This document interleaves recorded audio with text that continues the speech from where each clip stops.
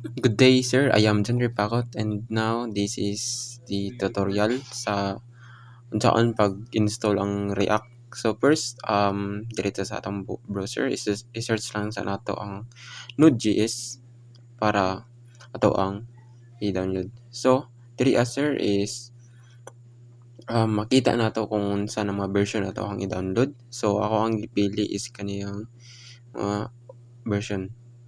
Then after is i-download.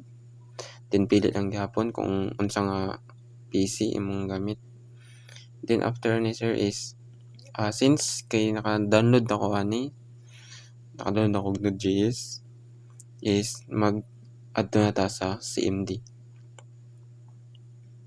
So sa CMD sir is ang gina-command lang sa CMD para aron nga ma-install is ang npx create create React app o ang imuhang file nga gusto. So ako is pakot system. Ako ang gipangalan and enter lang na. Then after ana is mag-loading pa siya. So latan lang na siya.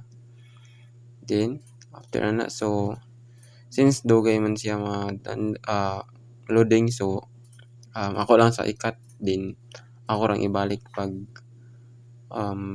mahuman na siya.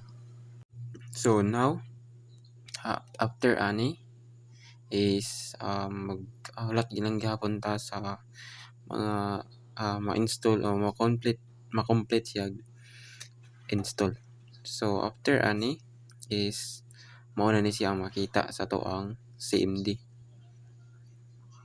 So after ani is naanday makita nga happy hacking. So after ana i-type lang nato ang CD, then imong file nga gi-type which is ang ako pakot system. So mo lang nang imong i-CD. Then after ani enter lang nimo o gi-type ang code space dot. So after ani is ma-direct ka sa Visual Studio Code. So sa Visual Studio Code is na dira makita tanan imuhang tanan code nga about sa React, no? Naanadira ang mga codes or mga branches o mga package sa ako ang code. Now after ani is since gusto man sa requirements nga i-run ang Hello World, so ato siyang buhatan og code. So type lang ta og h1. Type lang nato diri ang h1, then type nato ang Hello World. So after ana is ato anang i-run. So ato to sa terminal, new terminal. Then i-type nato ang command or so napaday ko i-delete di sa babaw. So mga necessary nga mga codes gyapon siya. So after ani nga ma-change na nato ang code is adto balik ta sa to ang terminal.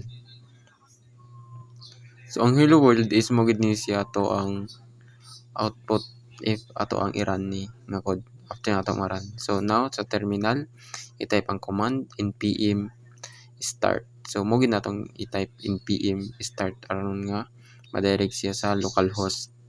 So sa localhost siya ang mag-show or siya ang mag-view sa browser o siya mo direct nga mo dito sa browser siya ang mag-show.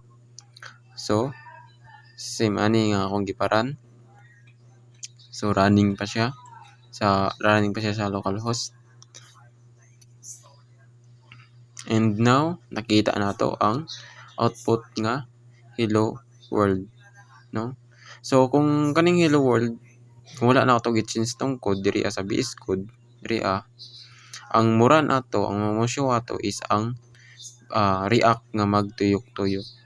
So mo na ang code sa React o mo na ang CSS sa React. So mo ni siya ang mga function gyapon niya ang gipantawag.